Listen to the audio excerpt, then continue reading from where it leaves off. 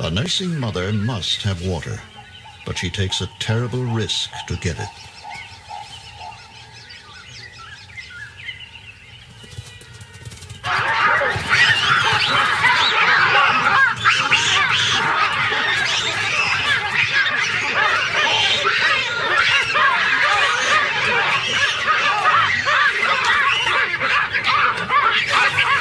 The mother has torn herself free. But the baboons conceive that another croc has her baby.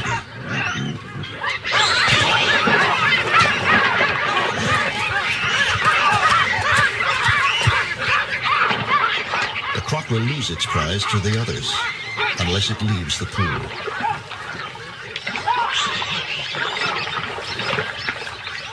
But when it does, a big baboon is waiting.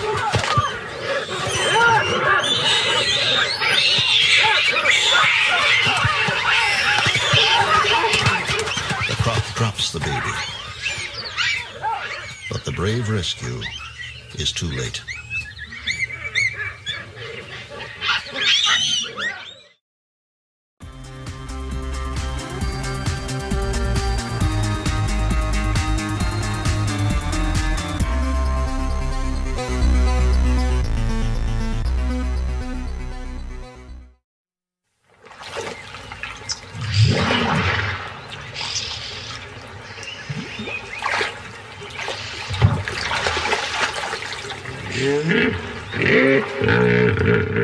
This is the story of a pool and the animals that cannot live without it. It's a place where hippos and crocodiles survive in mysterious harmony. A crowded pool where predator and prey are drawn together and where strange things happen that have rarely been seen before.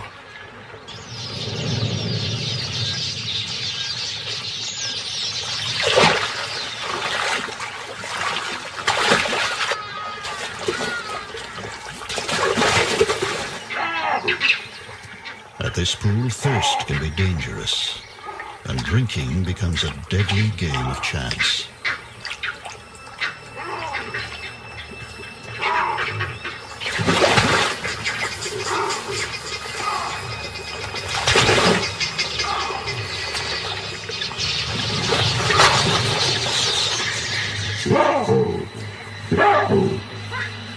When the pool shrinks in an unrelenting drought, there is a desperate fight for life. A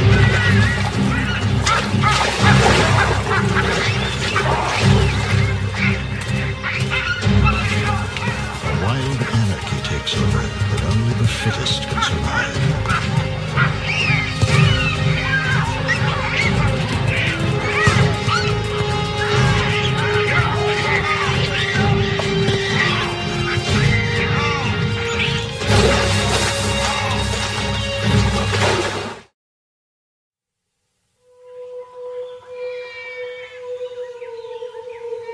A river in Africa. It's known as the Luvuvu, or Hippo River. And where land and river meet, there exists a rich concentration of animals.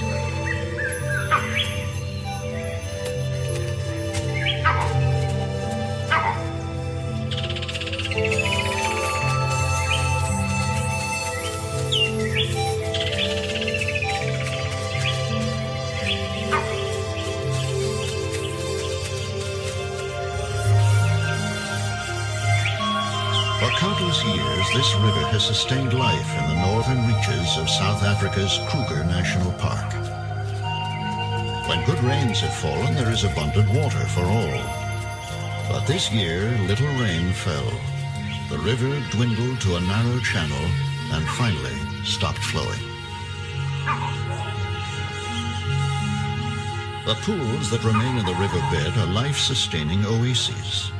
And this, which is one of the largest and deepest and has never been known to go dry, is a favorite refuge for hippos and crocodiles. For those who have to drink here each day, the challenge is to drink and survive.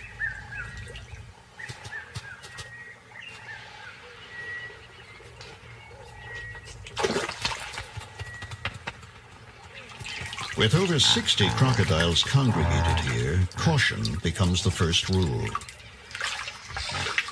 Wise in the ways of the pool, oxpeckers, on their floating islands, drink safely. And these unpredictable giants don't seem to mind the few extra ounces of their company. But more extraordinary is this young crocodile, the smallest in the pool, who's become a regular passenger and is possibly safer basking on the surprisingly tolerant hippos than with its own kind.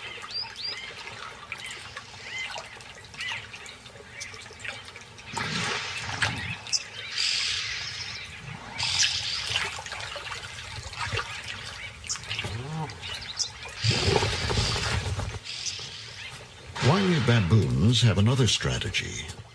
They dig pits at the pool's edge and drink the seepage water, rather than risk a croc attack.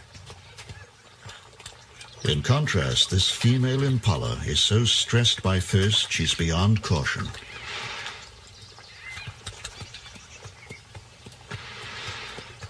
Dazed and distracted, she finally drinks in the worst possible place.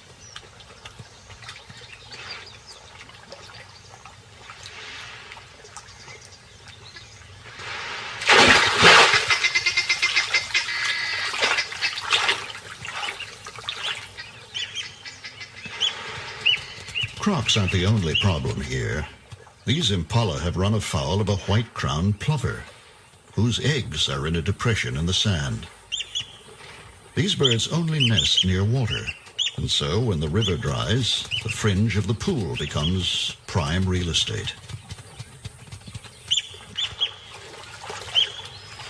But it's also a busy and dangerous thoroughfare.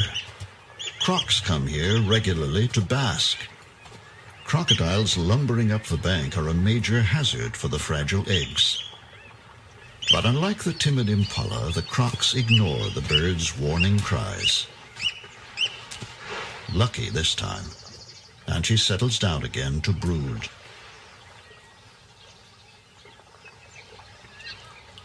Hippos spend their nights grazing, often far from the pool, and by day they too like to lie in the warm sun. A large, wet snout, applied with surprising gentleness, seems all that's needed to clear some space on the crowded beach.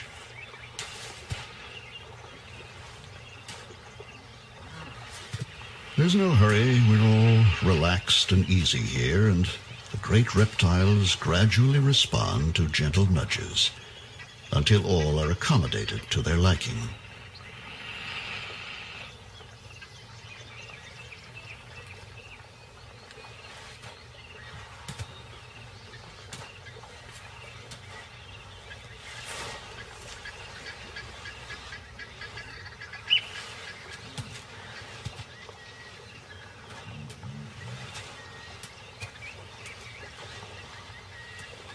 Another close call for the plovers as the crocodile returns to the pool.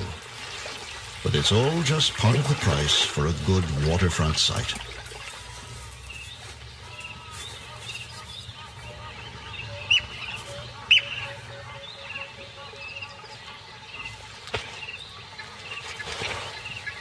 Hippos are a nuisance for the plovers.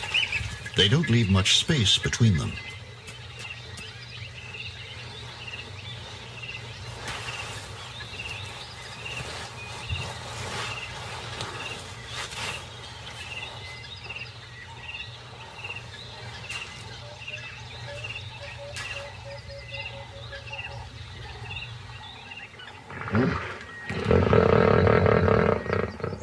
The rains that usually revive the river are late this year, and the water level in the pool drops rapidly. Fishing birds move in and find good pickings among the fish trapped in the shallows.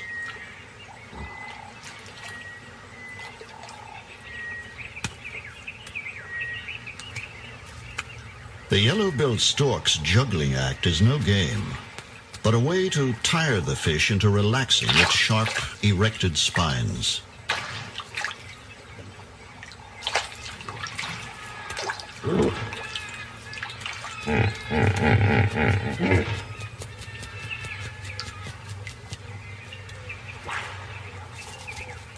eat fish too. They're also cunning thieves who deliberately harass the birds into dropping their fish.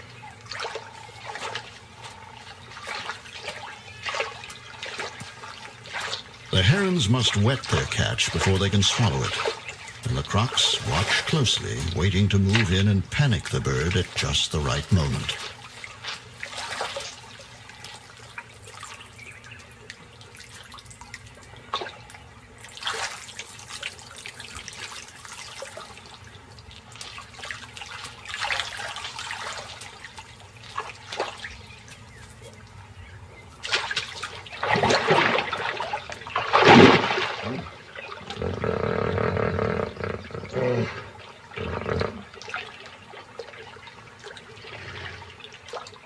Sometimes these water birds appear to live a charmed life and to be mysteriously immune from attack by crocodiles.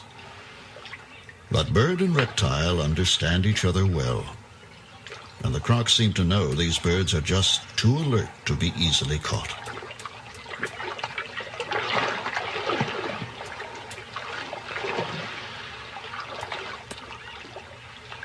But not all birds are crocodile smart. Green pigeons don't often drink. Usually they get enough moisture from the fruits they eat. But in the heat of this dry year, the birds are forced to come to water, and they're innocent of any danger.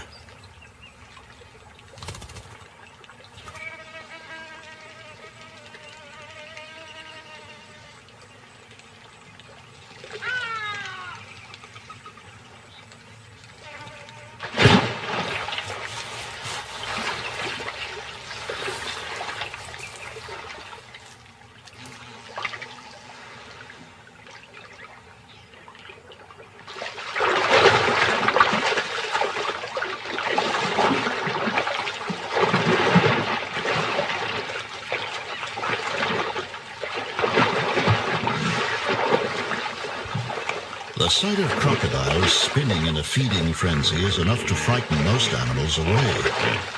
But as the crocs tear apart an Inyala bull, something amazing happens. A hippo moves in and begins to mouth and lick the bodies of the feeding crocs.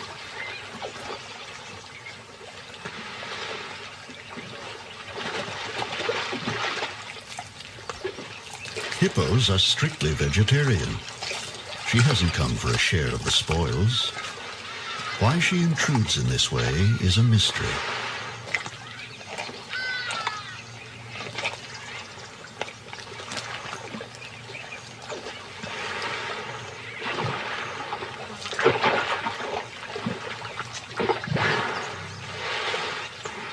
She is more powerful than the crocs, and her dominance over them is absolute.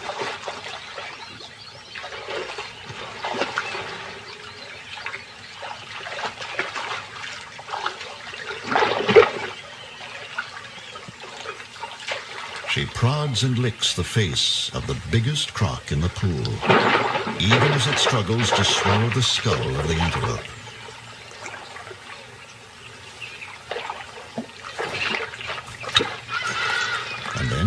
As if her curiosity has been satisfied, she loses interest and leaves the crocs to their feast.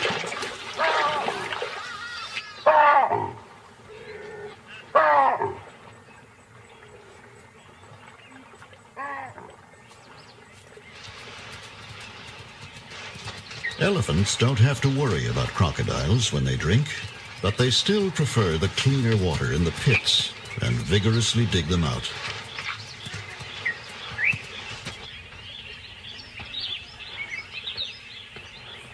In the river bank near the pool, a large colony of nesting bee-eaters are feeding their young.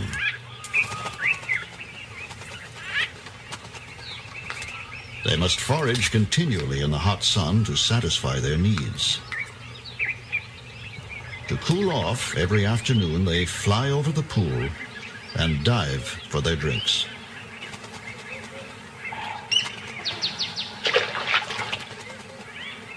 For some of the crocs, this is the signal to take up positions.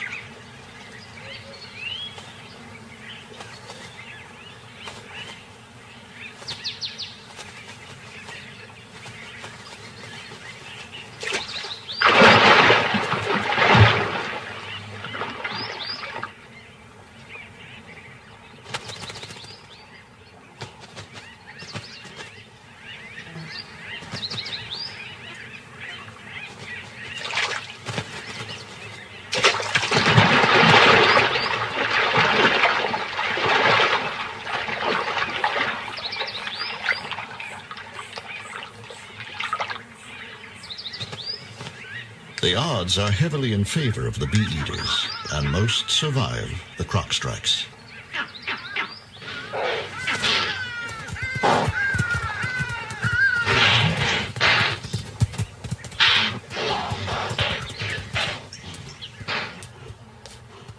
A thirsty lioness comes to water. She tries a pit, but finds it full of bees.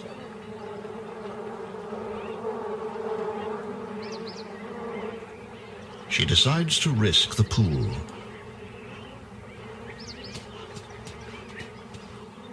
In heat like this, the bees need water too. Lions can go without water for a long time, but this one is a nursing mother. She must drink.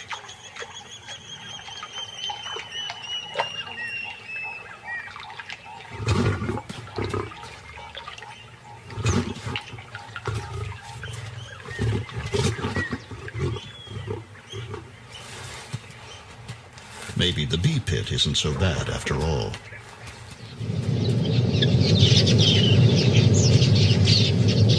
Large flocks of quilias are in the area, searching for seed and grain. As they stop by the pool to drink, their busy fluttering at the water's edge inspires the crocodiles with a keen and almost sporting enthusiasm.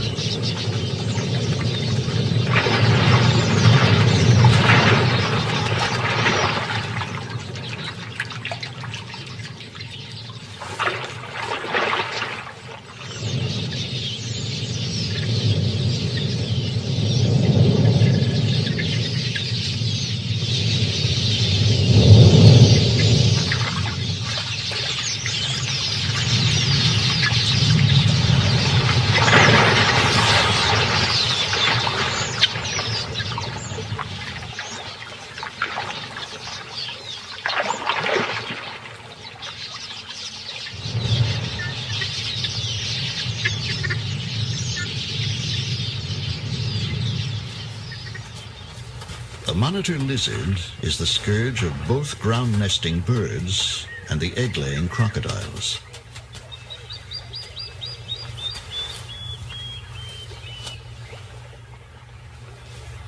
It's a voracious predator, particularly partial to eggs. And the feisty plover immediately declares war.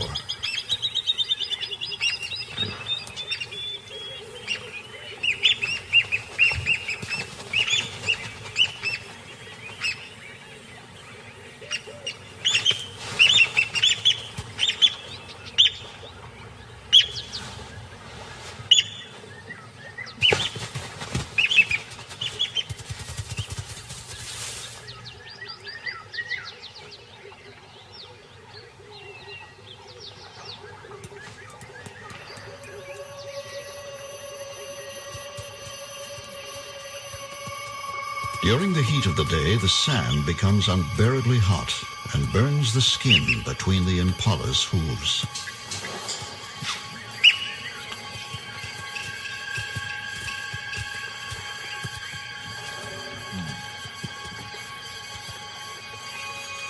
For the plovers on their nest, this is when easy access to water pays off. The bird is soaking its breast feathers until they are weighted with water. It then hurries up the scorching sand to relieve its mate.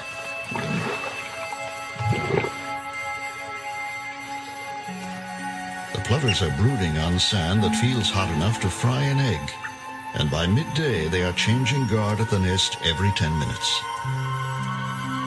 Without the constant protection of their cool, wet feathers, the eggs could not survive the heat. The sand is so hot, it's a wonder she doesn't fly down.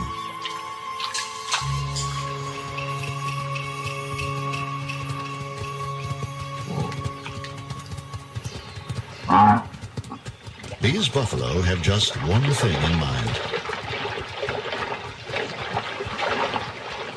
Their usual watering places are dry now, and they've had a long, hot journey to get here.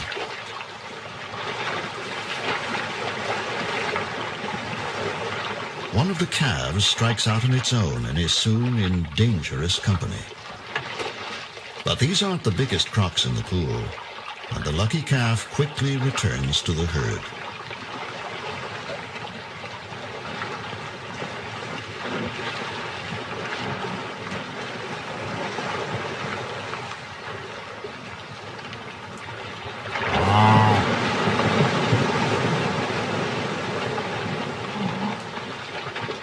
The croc's intentions are clear enough. But before they can find a small enough victim, the buffalo decide it's time to leave.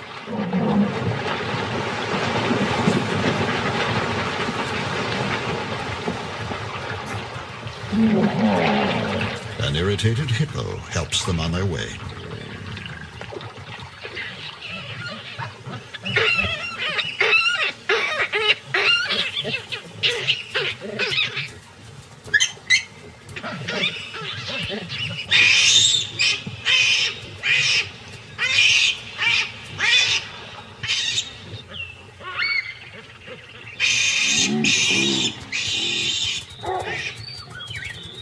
The drought and heat are now so severe that some animals with small young cannot supply enough milk, and thirsty youngsters follow their mothers to water before they're weaned, or wise enough to know how to drink.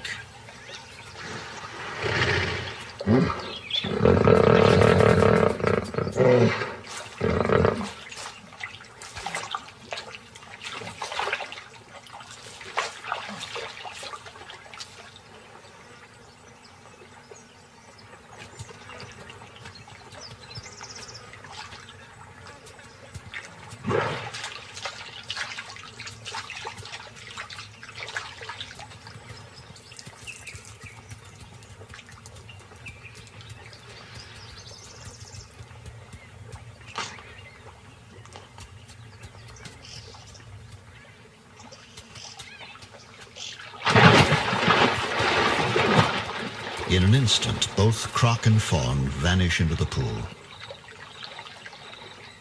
leaving behind a bewildered mother.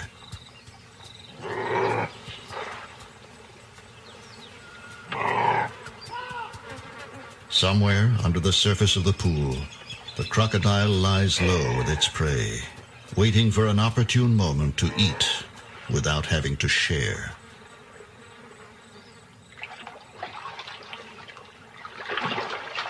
The most carefree creature in the pool is this baby hippo. She frolics around her mother in that special state that belongs to all young things.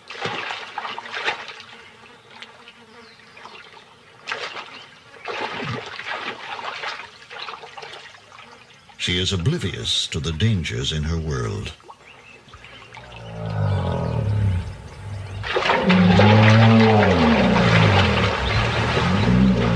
The pool is steadily shrinking and is already too small for so many animals.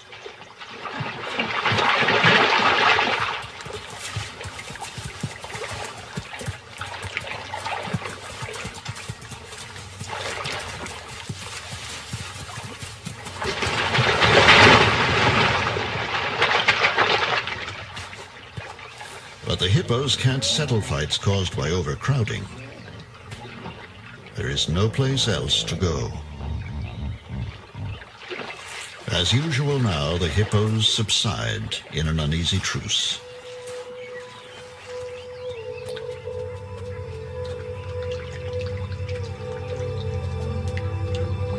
Subdued by the day's heat and temporarily at peace, the baboons relax around the pool.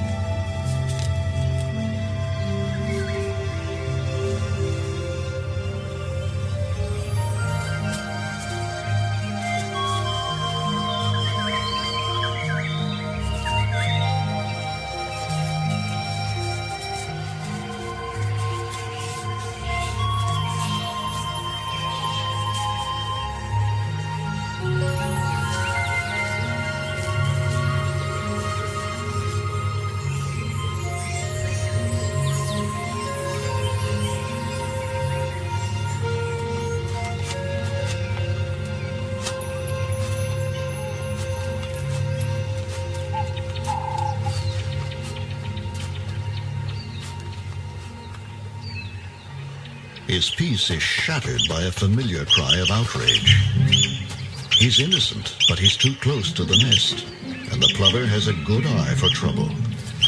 And young male baboons are especially targeted.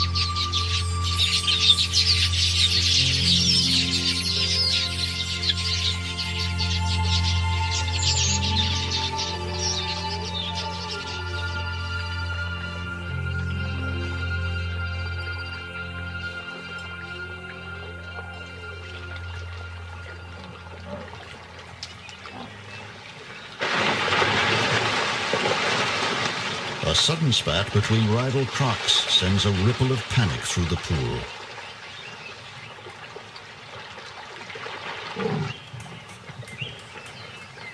It's small wonder that the plovers are having trouble. A fresh track shows that a crocodile plowed right over their eggs. This is their third nest of the season that's been lost to the crocodiles. Starting again from scratch, the plovers perform the ritual of selecting a site for a new nest.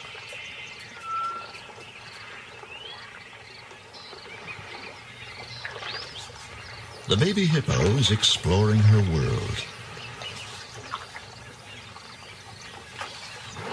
The restraint of the crocodile seems out of character. But with 2 tons of devoted mother nearby, she's free to treat crocodiles with the same bold familiarity as the adult hippos do.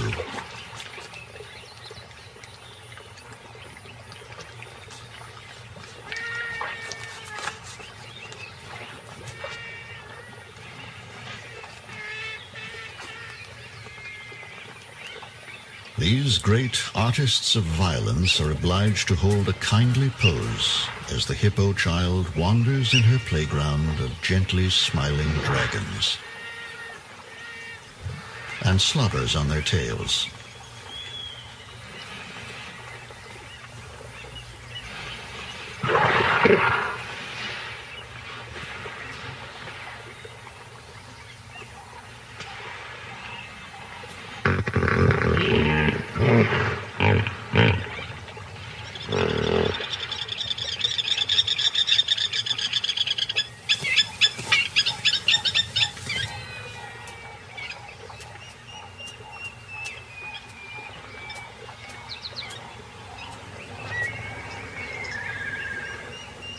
A yellow-billed kite checks the pool for an easy meal and sights a dead fish.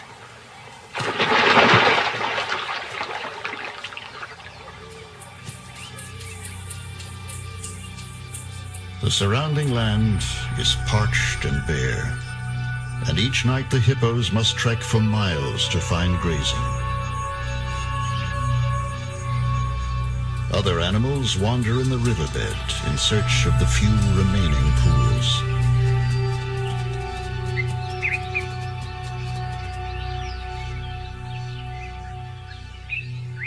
But most now are little more than reeking mud wallows, full of dead and dying fish.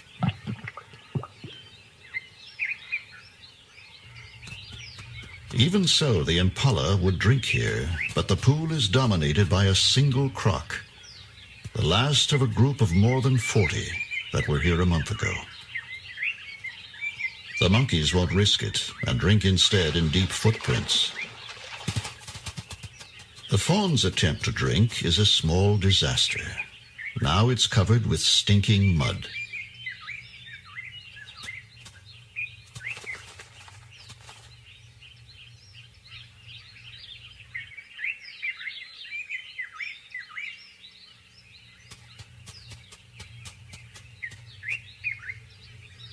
The mother sniffs her offspring, but doesn't recognize it in this foul disguise.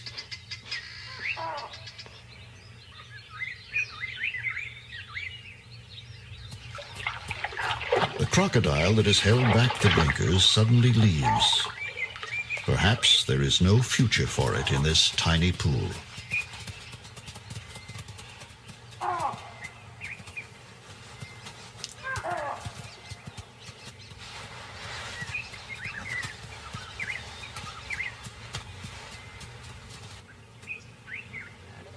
The mother has made up her mind.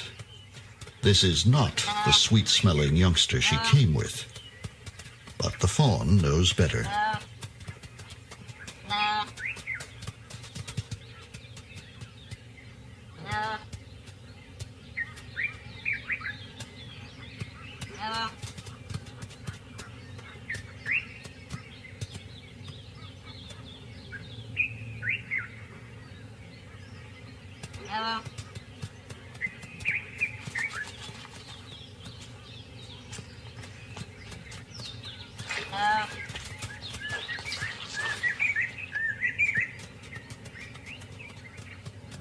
The little impala is persistent. Soon the mud will wear off, and the mother will again accept her.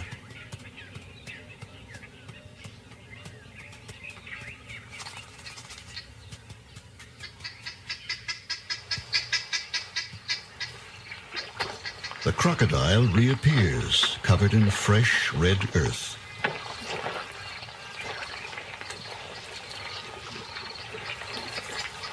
She thrusts her head into the mud and swings it from side to side.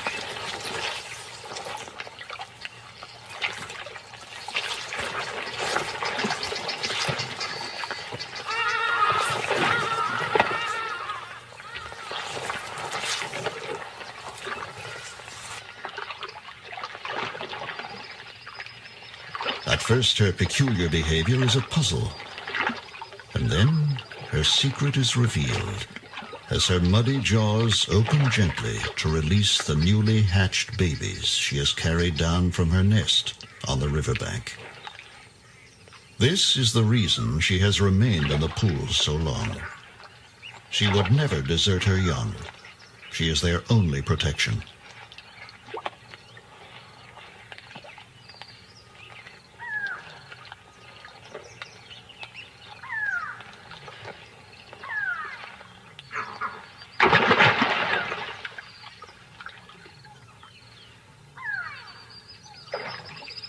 But between predators and the thick mud, there is no chance for the little crocs. And all will die within an hour.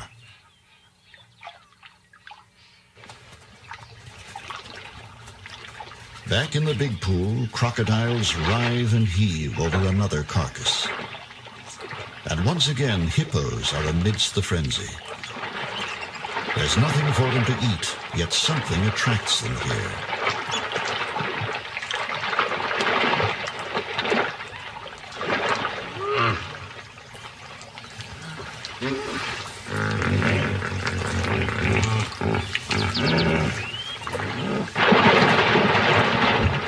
With jaws clamped tight on the carcass, the croc spins until a piece breaks off. The hippos seem content to gently interrupt the spinning crocs from time to time, but no one knows why they attend these terrible feasts.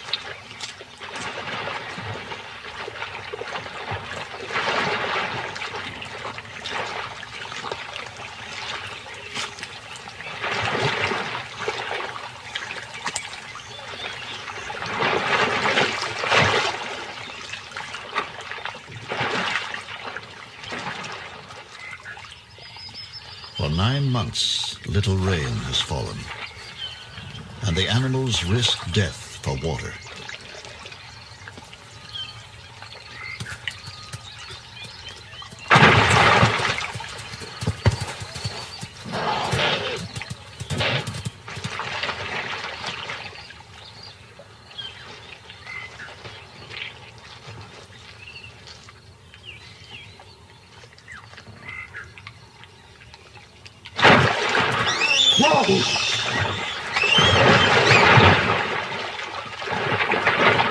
The hippo's calm is disturbed by the violent arrival of the croc's latest victim. For this one, there will be no lucky escape.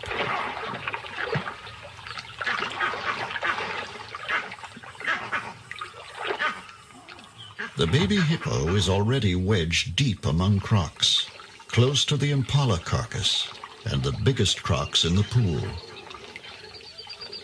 The mother then does a strange thing. Rousing herself to investigate the scene, she pushes her baby almost onto the impala and then retreats, leaving her calf between these jaws and the meal. The mother's presence is enough to ensure her safety, though baby seems less certain. But the mother knows they wouldn't dare, and she drifts back into the secure slumbers of the strong.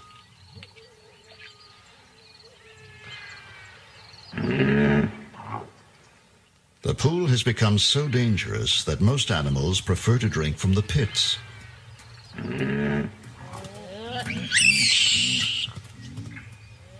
But a fierce comedy of survival results when so many are desperate for water.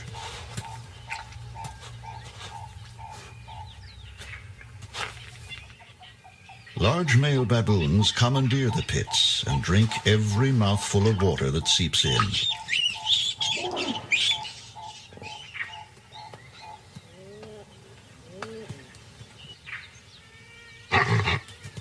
They can scare off most animals, but sharp horns have the advantage, and the baboon reluctantly gives way.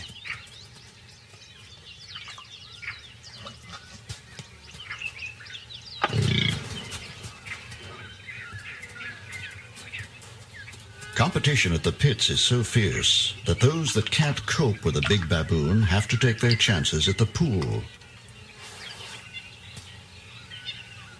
A nursing mother must have water, but she takes a terrible risk to get it.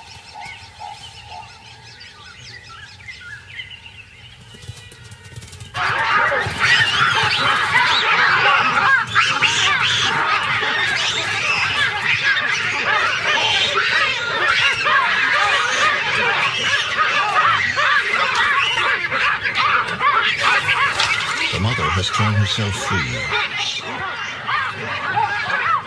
But the baboons conceive that another croc has her baby.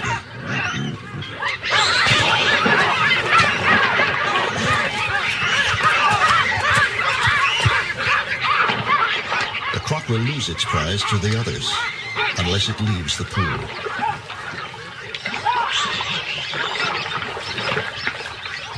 But when it does, a big baboon is waiting.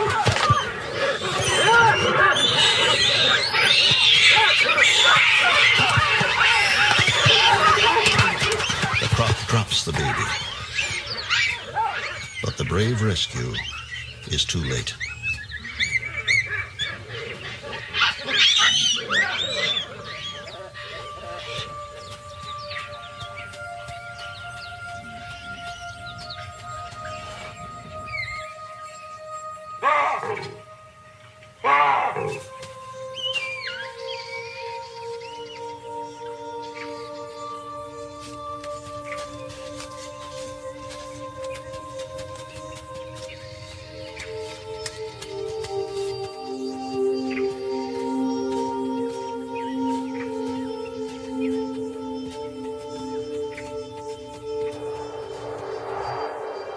The drought continues.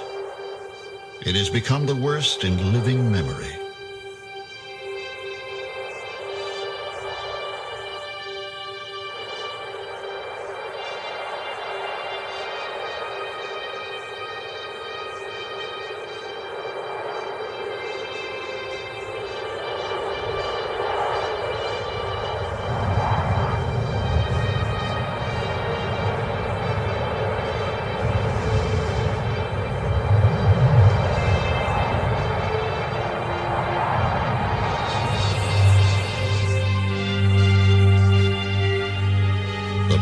Dwindled to a mud wallow, and many of the hippos have left on a final quest for water.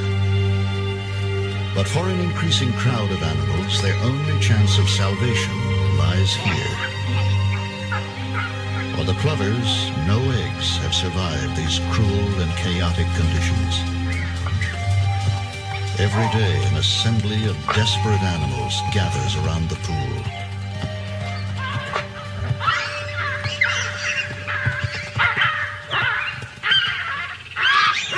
These baboons, who are seldom peaceable, reach new levels of aggression among themselves.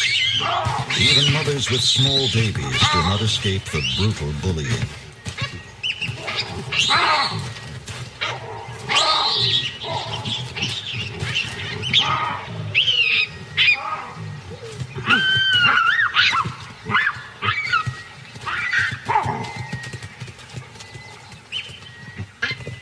Baboons still dominate the pits, but a female inyala, driven by thirst, is ready to fight for a drink.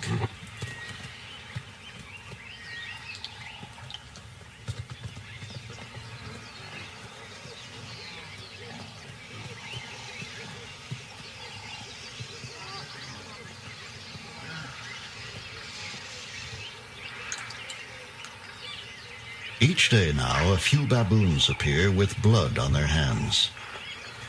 Their victims are impala fawns.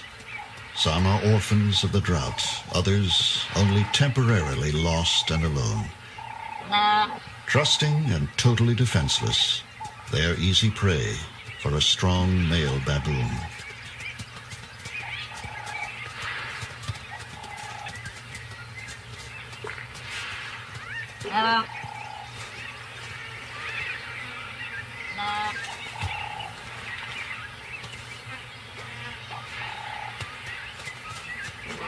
Unaware of the fate of her offspring, the mother ranges up and down the pool, calling.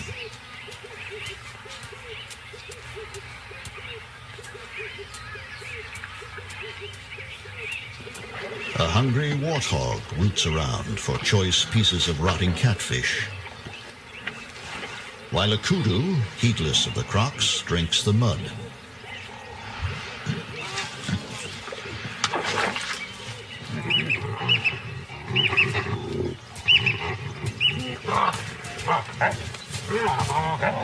The baboon didn't keep his kill to himself for long. Yet the contest seems to be as much about male dominance as ownership of the carcass.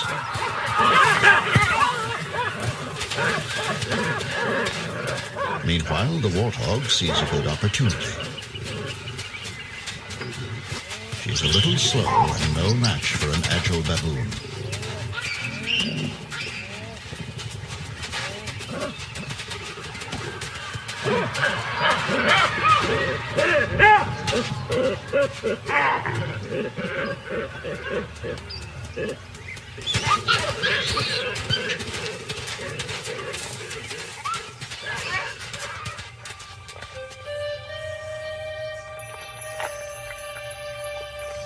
As their pool dies around them, the hippos and crocs lie marooned in the mud like creatures made of clay, half-formed and waiting for their creator to complete them.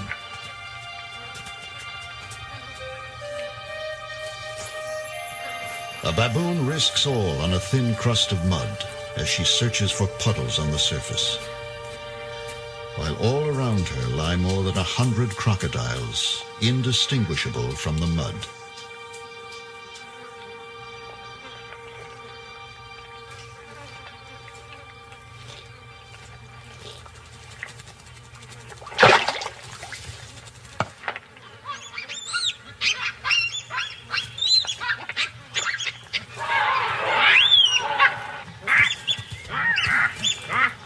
The mother is brave, but the life and death struggle is between these two. If baboons have nightmares, this is surely one of them.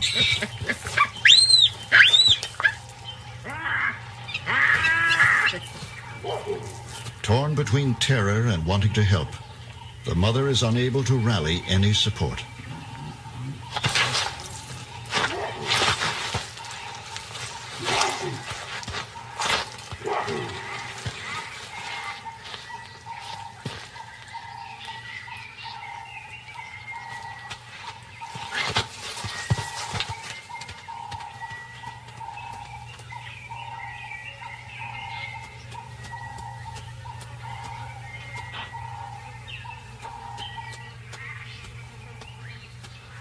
She has escaped with muddy legs, a sore face, and possibly a haunting memory.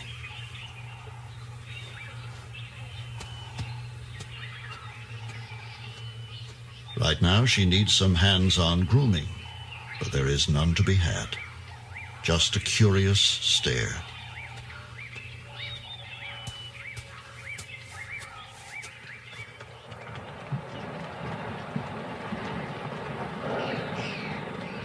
When everything seems to have reached the end of endurance, the sky fills with clouds, and relief seems at hand.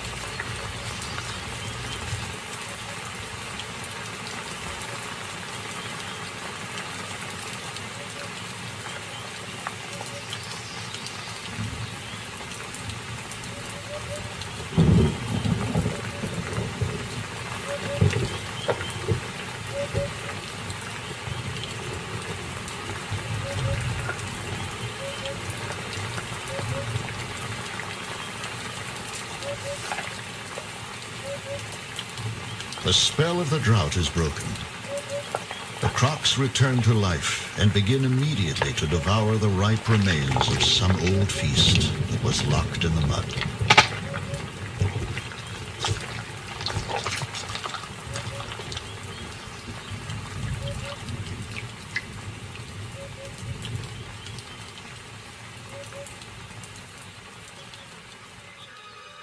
But the rain was just a fleeting reminder of better times. It does not break the drought.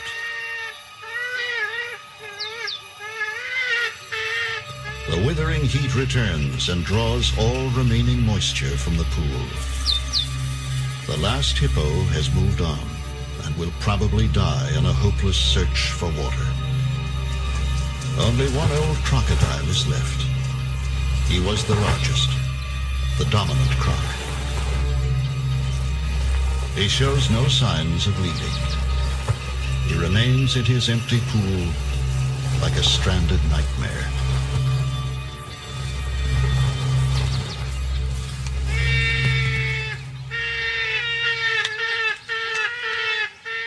The other crocs have taken shelter from the scorching sun and the vegetation around the pool.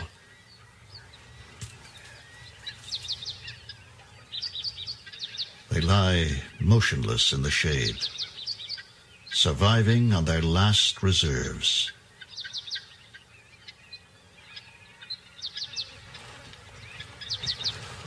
The old male croc only pushes deeper into the mud, covering himself with the remains of his pool.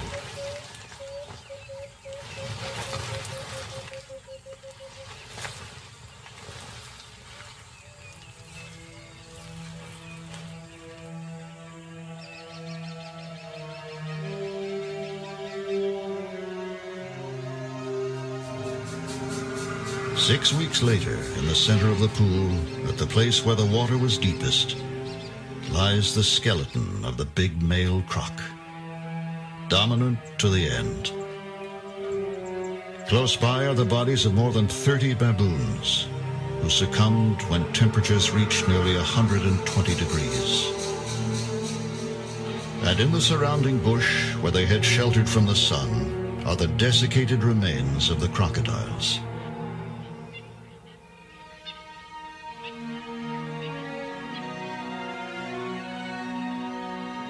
But there are survivors.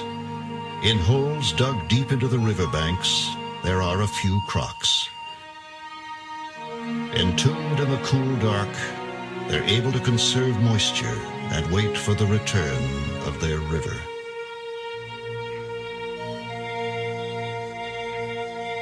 For someday, beyond the distant hills, where the weather is made, it will rain again. And the end of the drought will come trickling down the riverbed.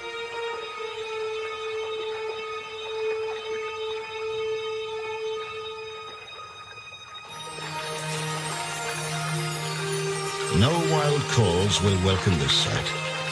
But as the river surges and flows deep enough to swim in, who is to say that the crocodiles won't rejoice and the birds won't revel in that first flooding?